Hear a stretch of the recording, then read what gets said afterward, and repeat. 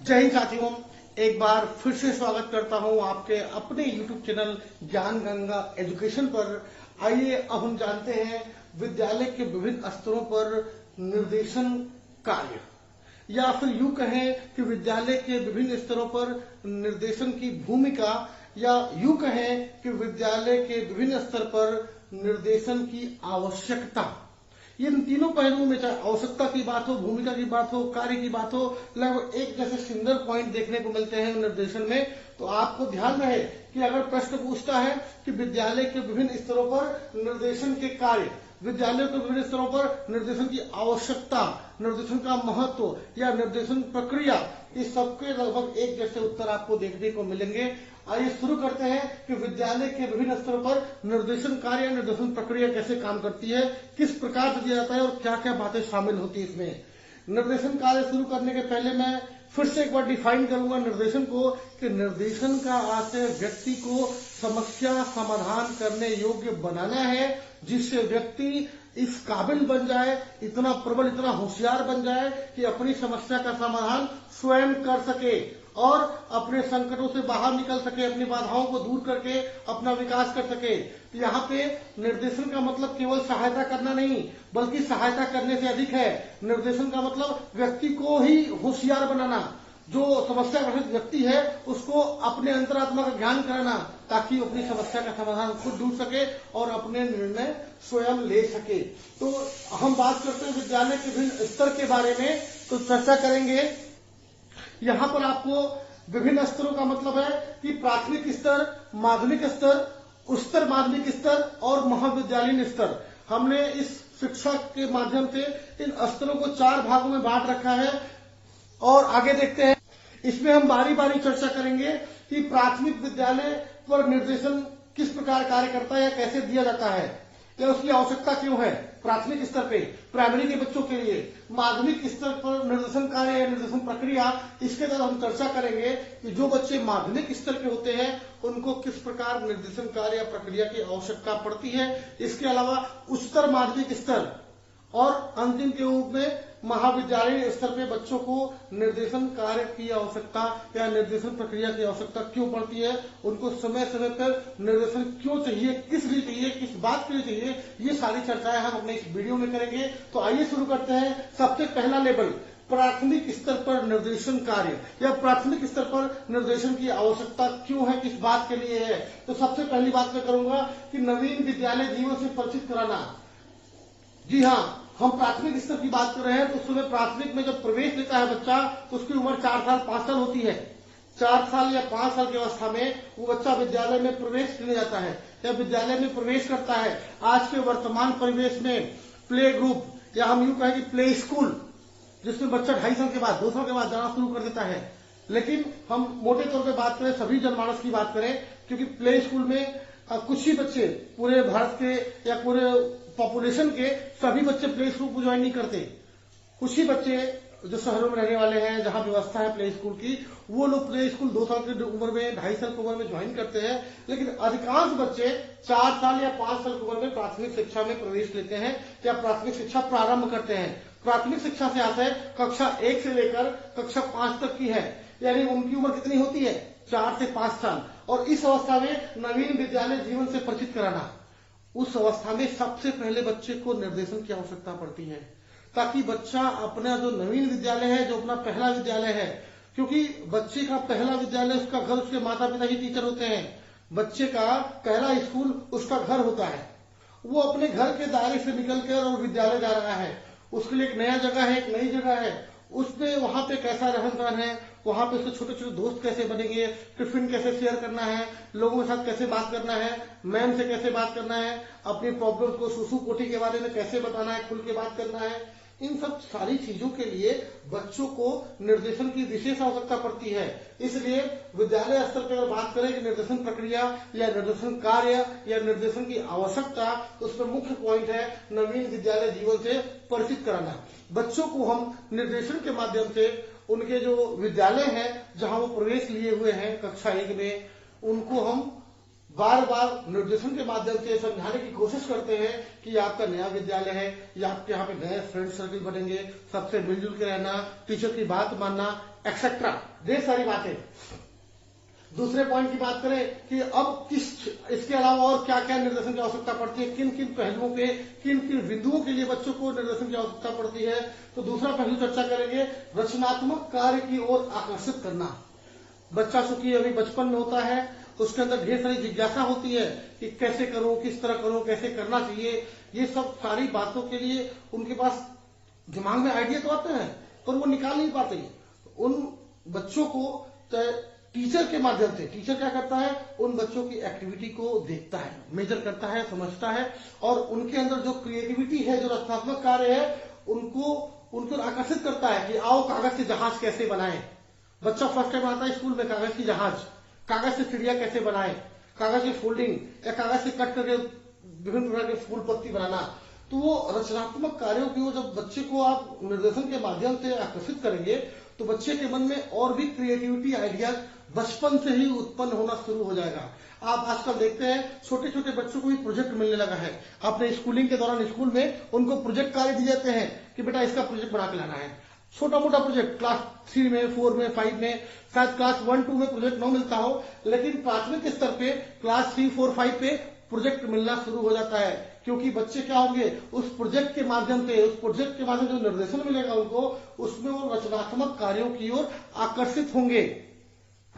अब बात करेंगे तीसरे बिंदु के बारे में, छात्रों में जिज्ञासा उत्पन्न करना। जब हम छात्रों को बार बार क्रिएटिव वर्क देते हैं, रचनात्मक कार्य की ओर आकर्षित करते हैं, उसको कागज के ढेर सारे फूल बनाना सिखाते हैं, कागज की जहाज, कागज की नाव इत्यादि जब बनाना सिखाते हैं, उस समय की बात करें तो बच्चा उन सब बातों से सीखकर उनके अंदर और भी जिज्ञासा उत्पन्न होती है। तो हम उन जिज्ञासा को दबने ना दें, निर्देशन के माध्यम से उन जिज्ञासाओं को और प्रबल करें कि बच्चा हमसे पूछ सके। बच्चों से इको फ्रेंडली बिहेव रखें टीचर के द्वारा। टीचर का कर्तव्य बनता है कि बच्चों की जिज्ञासा को जाने और उनके अंदर उस जिज्ञासा को प्रबल करें और जिज्ञासा को बढ़ाएं, ताकि बच्चे और भी अच्छे क्रिएटिव बन सके, एक अच्छा क्रिएटर बन सके। आप क्या करते हैं, एक शिक्षक होने के नाते छात्रों में और अधिक जिज्ञासा उत्पन्न करते हैं। किसके माध्यम से? फ्लॉक निर्देशन के माध्यम से। निर्देशन के माध्यम से बच्चों के अंदर हम जिज्ञासा उत्पन्न करते हैं, जिससे बच्चे उस जिज्ञासा के आधार पर अपने लिए और भी रचनात्मक कार्य करते हैं और बच्चे के लिए एक भावी भविष्य का निर्माण होता है। आगे बात करेंगे एकाग्रता एवं अनुशासन का विकास। हम सब जानते हैं कि बच्चे मन के सच्चे, बच्चे मन में चंचल होते हैं। आपने देखा होगा छोटे स्कूलों में कि बच्चों का जो कंसंट्रेशन होता है वो बिल्कुल स्थिर नहीं होता है। कुछ देर बच्चा टीचर की तरफ देखता है, कुछ देर बाद बगल में देखता है, फिर ऊपर देखता है, फिर नीचे देखता है, कभी पेंसिल देखता है, कभी बुक देखता है। मतलब उनका जो कंसंट्रेशन होता है वो बहुत भटकते रहता है, क्योंकि अभी तो बचपना है, अभी उम्र की शुरुआत है। तो ऐसे में हमको क्या करना चाहिए, बच्चों को गाइडेंस के माध्यम से, निर्देशन के माध्यम से एकाग्रता और अनुशासन का विकास करना चाहिए। तो अगर मेरी बात को आप ध्यान से सुनोगे, मैं जो कागज का जहाज बना रहा हूँ उसको ध्यान से देखोगे, तो आप जल्दी सीख जाओगे। तो बच्चा शायद अपना कॉन्सेंट्रेशन आपके कार्यों के प्रति बना सके।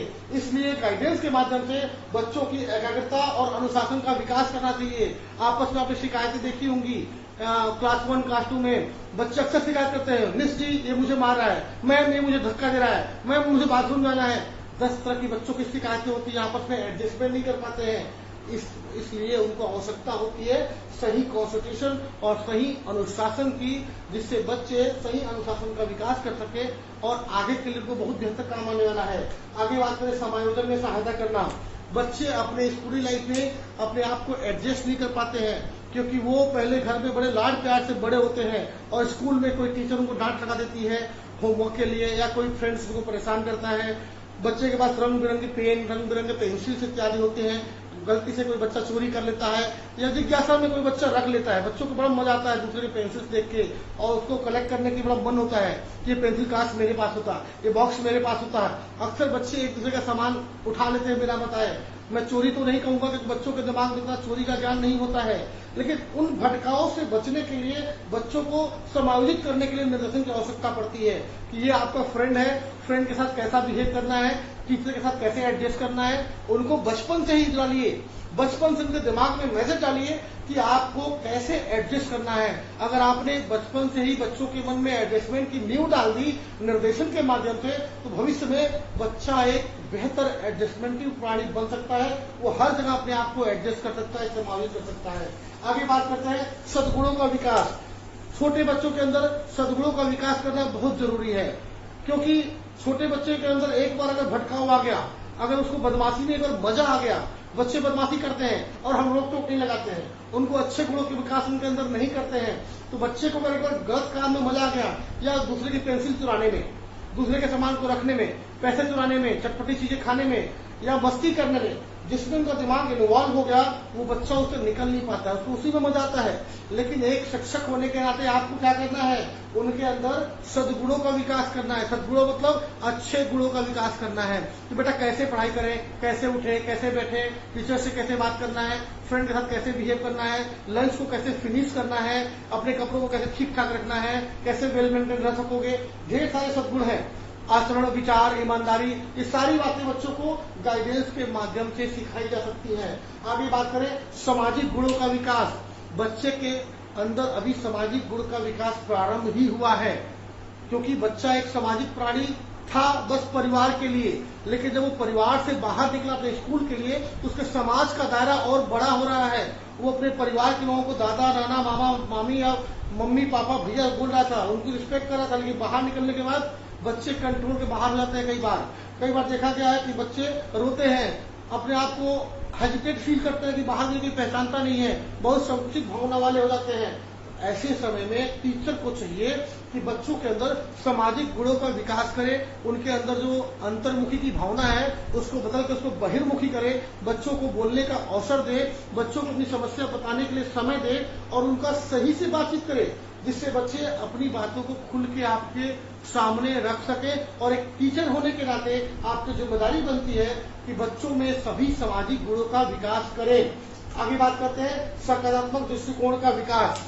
इस उम्र में अगर बच्चों को एक बार निगेटिव फीलिंग आ गई, निगेटिव एनर्जी ने इफेक्ट कर दिया, तो बच्चों को उस निगेटिव फीलिंग से निकलने के लिए बहुत समय लगता है।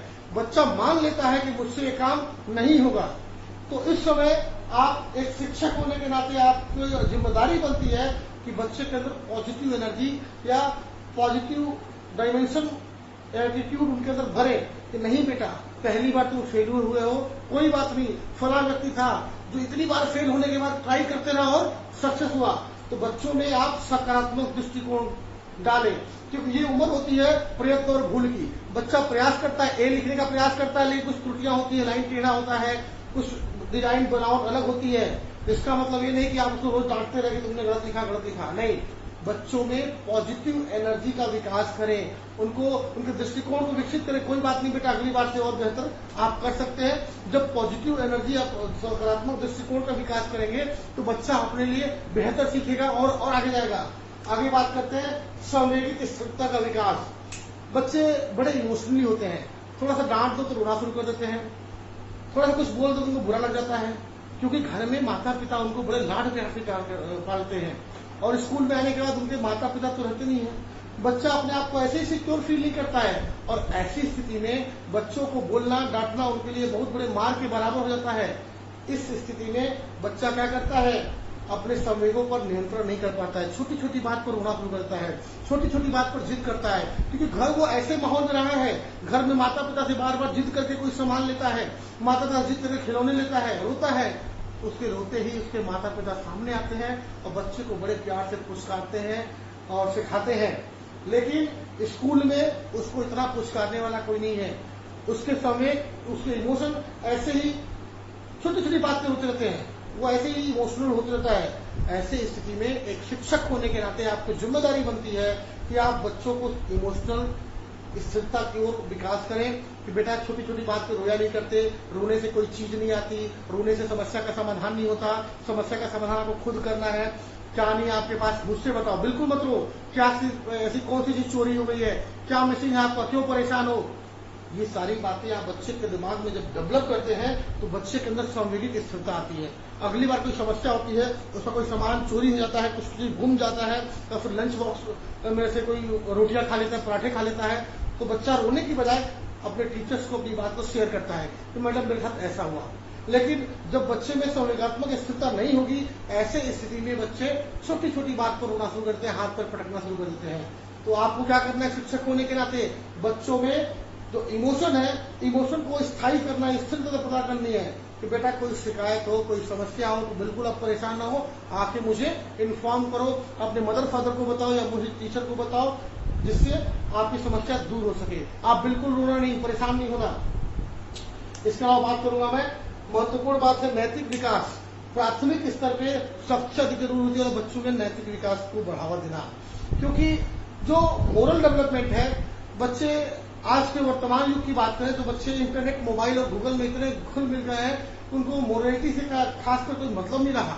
अपने माता पिता से मोबाइल इतने व्यस्त हैं कि मम्मी चाय पीने बोली या मम्मी दूध पीने बोली, वो दूध नहीं पीते, दिन भर मोबाइल में लगे हुए रहते हैं। क्यों? वो माता पिता की बात नहीं मानते। वो आज्ञाकारिता जो बचपन में थी, जो आज के 20 साल पहले, 50 साल पहले थी, वो धीरे धीरे कम होती जा रही है।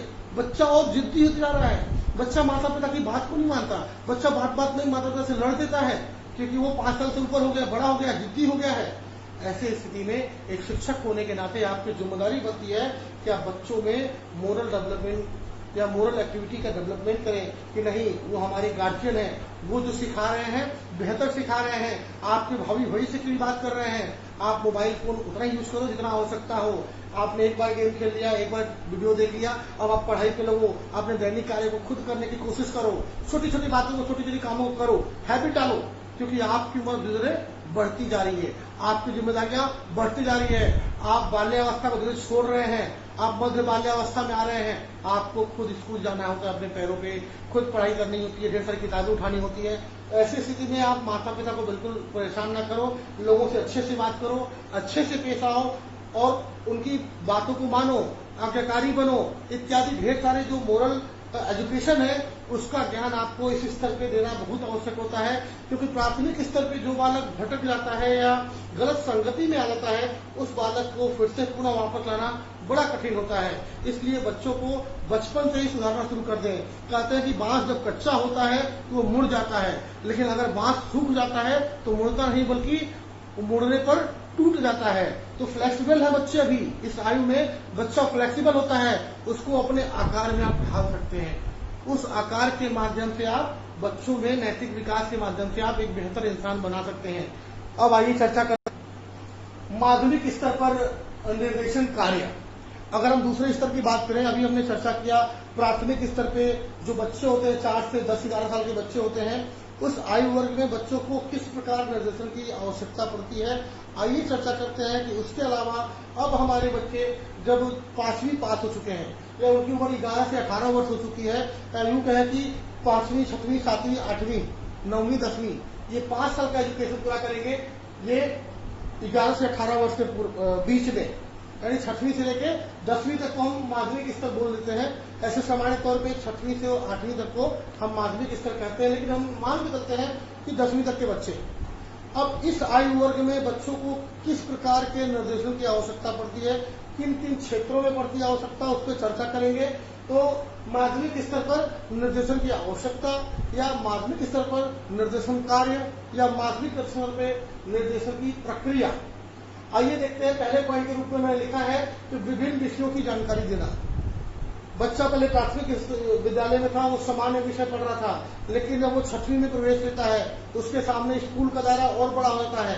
पहले वो छोटे स्कूल में था, छोटे बच्चों के साथ था, अब वो भी बड़ा हो गया है और उसके सहपाठी भी बड़े हो गए हैं, उसके स्कूल का बस्ता भी, बैग भी बड़ा हो गया है।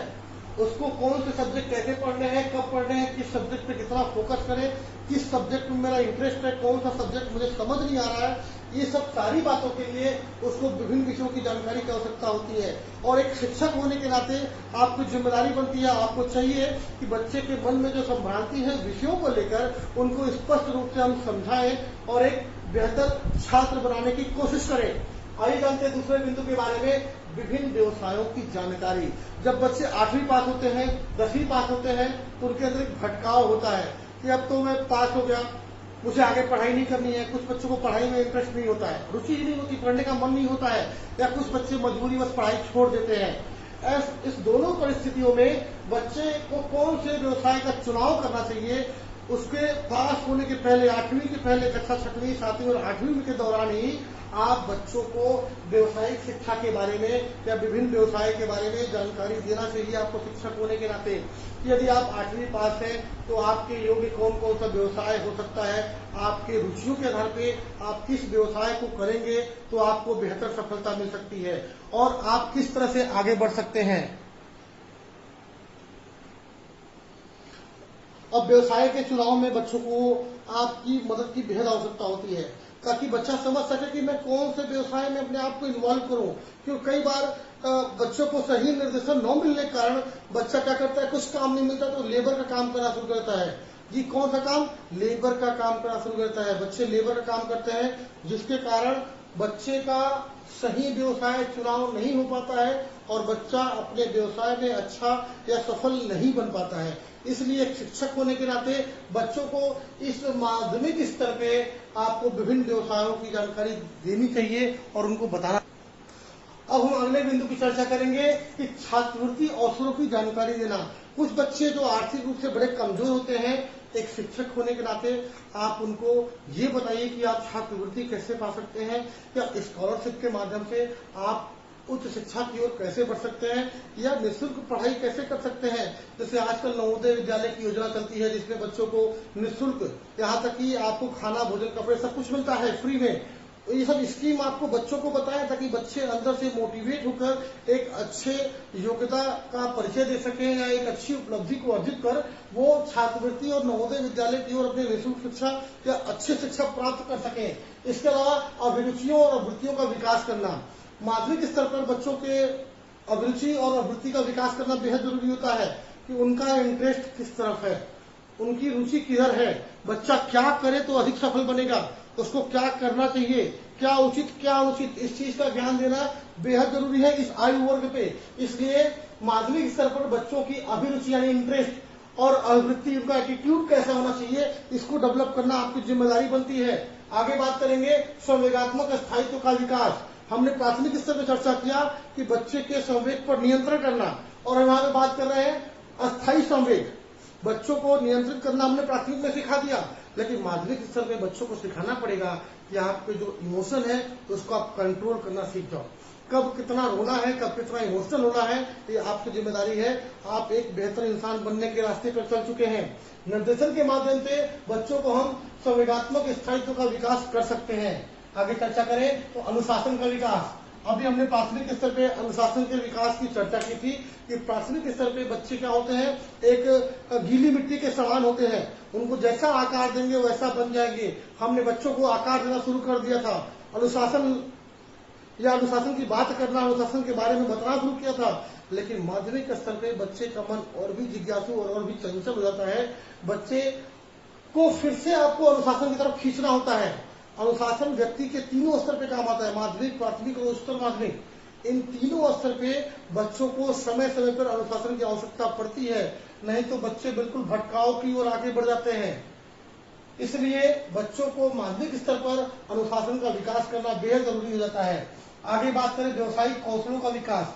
इसके पहले मैं व्यवसाय चयन की बात कर रहा था, तो व्यवसाय चयन के साथ साथ आप बच्चों को वोकेशनल स्किल के बारे में भी बात करें, उनको वोकेशनल स्किल कैसे डेवलप करें, बच्चे के अंदर कौन सा व्यवसाय करने की रुचि अधिक है, उस व्यवसाय के आधार पर उनको थोड़ा थोड़ा असाइनमेंट दें। बच्चे को बुक बाइंडिंग या फिर craft material, art and craft इत्यादि बनाने का अवसर दें ताकि उनके व्यवसायिक कौशलों के विकास का आपको जानकारी मिल सके कि बच्चा किस कार्य क्षेत्र में अच्छा दक्ष है, किस कार्य क्षेत्र में वो प्रवीण है, कौन से कार्य को अच्छे से कर सकता है, बच्चे को कौन सा कार्य कराएं कि बच्चा बेहतर कर सकता है। इसलिए बच्चों को बीच बीच में 6वीं 7वीं 8वीं के दौरान व्यवसायिक कौशलों का विकास करना बेहद जरूरी है। आइए चर्चा करते हैं स्वास्थ्य संबंधी आवश्यकता का ज्ञान।